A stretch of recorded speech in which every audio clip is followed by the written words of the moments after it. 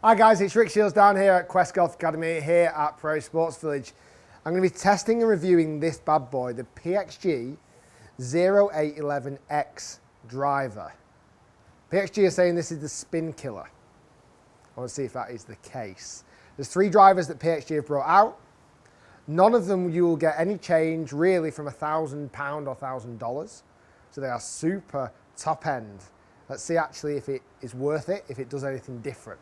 So I'm going to be testing it with Pro V1s on GCQuad, talking a little bit about this idea, the concept of this driver, and also hitting some shots and seeing how it can alter spin. Because they're saying this is the lowest spin driver that is out on the market, and not only that, is the highest moment of inertia, the highest forgiveness for a low spin driver. So it'd be interesting to see. So you've got the 0811, which is a standard normal driver.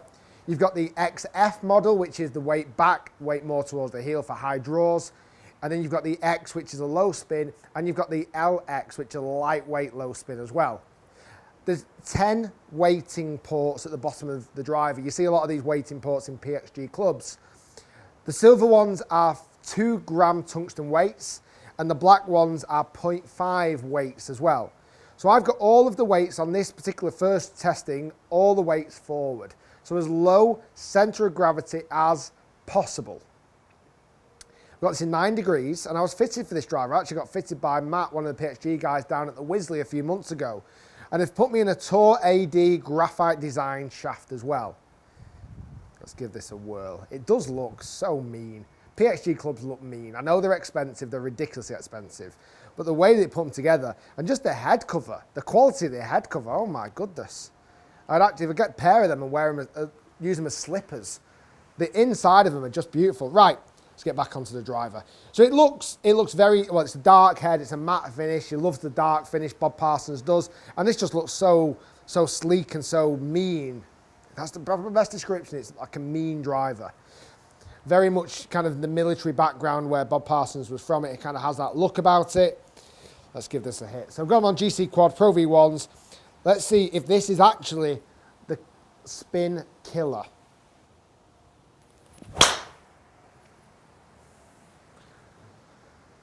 Oh, that was ripped. I can hear the kind of kaboom in my head in the background from the ridiculous adverts. Right, I've smoked that. I've absolutely ripped it right out of the middle. That's carried 288 for a total of 313. Felt fantastic, sounded phenomenal. They've changed the sound quite a bit. So have a look at the spin. Okay, that's healthy, 1700. So 1,750 spin rates. Strike location was good. Solid ball flight. So I remember when I tested the 0811, I wasn't that impressed about the sound. I thought the performance was good, but I wasn't massively impressed about the sound. This sounds so much more muted and so much more kind of solid, a sound that I like. Let's give it another hit. Apparently they've changed, they've put like they use their thermo plastic elastomer in the bottom of this driver, almost like a honeycomb type model, which is helping with the sound. And I must admit that did sound pretty awesome compared to the Pxg drivers that I tested last time. The sound was much more muted and dead. Let's give it another hit.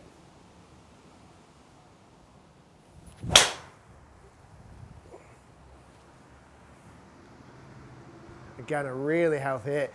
So much more like flatter ball flight. It just kind of comes out forward. It doesn't seem to spin up at all. It's a very dead, neutral ball flight.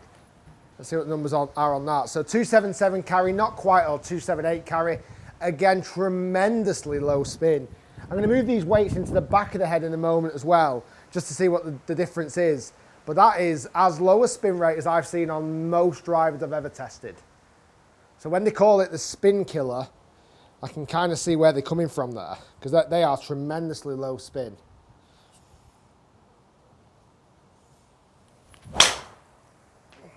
That's a flight. That's a ball flight. I'll take that. Oh, I would take that. That was beautiful. Good flight, little draw, straight on the target line. Great strike on location. I really love the sound of this driver. So much nicer than the 0811. Low spin again, 1700, good numbers. I'm going to go one more with the weights forward, and I'm going to put all those tungsten weights into the back, which I'm kind of a bit skeptical of, because it seems like there's a lot of work to get all those weights to the back of the head. Let's go one more drive. Oh, oh wow, okay, that is, okay, that's left. That is a big hook. Doesn't matter what you, $1,000 won't make you fix that shot. That was horrendous. Ridiculously low spin. I know they're saying it's low spin killer and moment of inertia. That was a bad shot. Openly that was a bad shot. But that really, really turned viciously. That has just gone so far left at Suntrue. I'll go one more.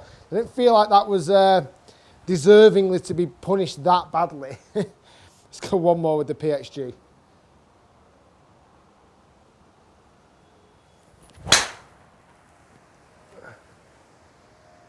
So that wasn't hit very well. That was a bit more in the heel. It'd be interesting to see what the spin number pops up there.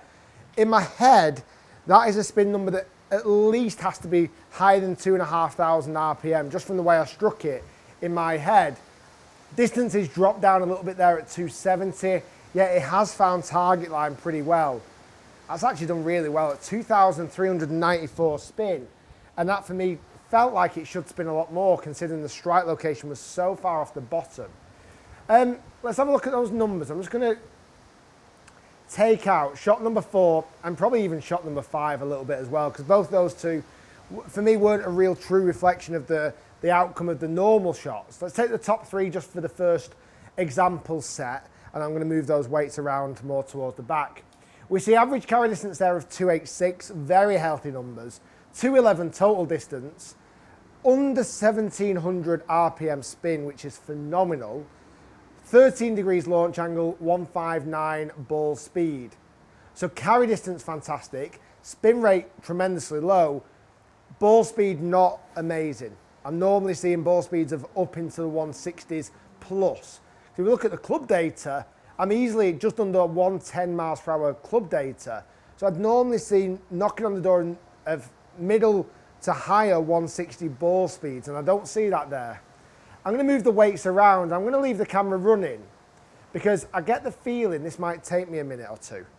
I'm going to switch these weights around from the front to the back, and after these are going to be 5 different weights. So stay tuned and I'll kind of tell you how long it takes me.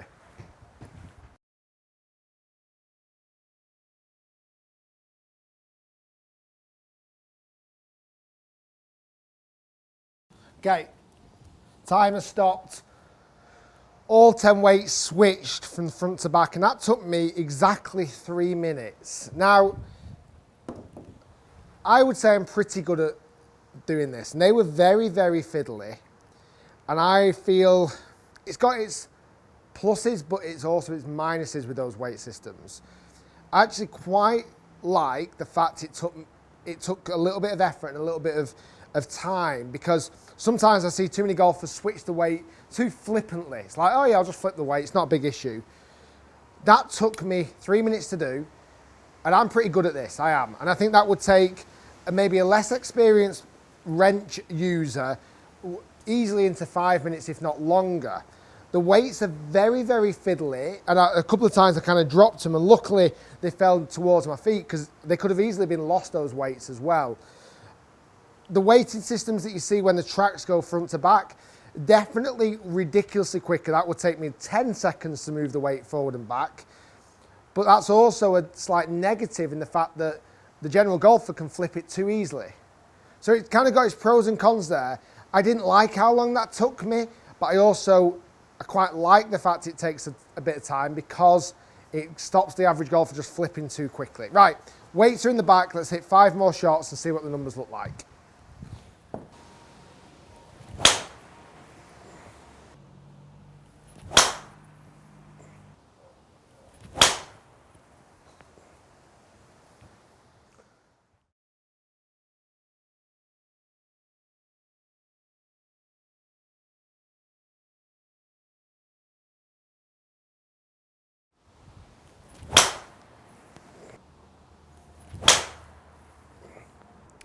Okay, so all now the shots have been done, and I've selected what I would see as an average of the 5 shots that I hit. So I chose 3 of the weight forward and 3 of the weight back.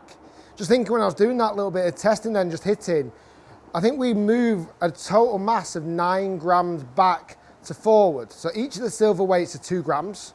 So that's effectively 10 grams that are moving backwards. But each of the black weights are 0.5 of a gram. So totaling, actually about 7.5 grams you're moving in total. Let's see if it's had an actual effect on the shots. The only number we really see a big difference in is carry distance and spin rate. The carry distance with the weights forward at 286 on average, the weights back 284. The spin rates have moved about 400 to 500 RPM. The rest of the numbers are almost identical in relation to launch angle, ball speed. And if we just look at club speed, just so we can look at the club data there, we see a tiny drop off for some reason when the weight went back, but that might have just been one swing that was a little bit slower that brought down the averages. Apart from that, all of the numbers are relatively comparable. Those weights seem to do a bit. Those weights seem to move it around a bit. And 2,100 spin isn't high spin. So even though the weights have been pushed back, in fact, that's probably more of a playable spin characteristic for me. Dropping that below 1,700, I feel like the loose ones could be incredibly loose. I really do. For a driver that, like I mentioned at the start of the video, that's going to cost you about $1,000, £1,000, does it do what it needs to do? It's down to you to decide to a degree. They're the numbers, but you've seen me test drivers on this channel before. I've seen numbers with clubs that are half the price of this. It's whether the luxury and the feel and how this golf club makes you feel is whether it's going to be worth the actual outlay. The head cover alone is probably worth $300. It's phenomenal, the softness of it. Apart from that, I think they make some good golf clubs. I don't believe it justifies the price that they charge, but that's down to the individual. After meeting Bob Parsons, I completely understand why he makes clubs so expensive. That's just his lifestyle. It's the life that he leads. It's not like the life that most of us lead. Pxg, they are making a storm and they're making some good gear. The price is always going to be a tricky one to solve, and I'm not sure what the answer is. It's down to the individual. I'm just going to keep testing them and see how I get on. I wouldn't mind playing with this driver, probably in that setting. The weights are a bit fiddly, a bit messy around, but performance on the good ones were phenomenal. On the bad ones, they definitely got punished. I don't think the moment of inertia or the forgiveness is that incredible. I do think the spin, though, the spin killer is the definite tagline that you could stamp on this driver. Guys, thanks for watching. Hopefully you've enjoyed the video. If you have, click that thumbs up button. Comment below what do you think of the Pxg. It always makes for a very interesting talking point. If you're new to my channel, hit that subscribe button, the big red button. It's free to do and it keeps you connected to all of my content. And that was the Pxg 0811X driver, the spin killer. Thanks for watching. We'll see you next time.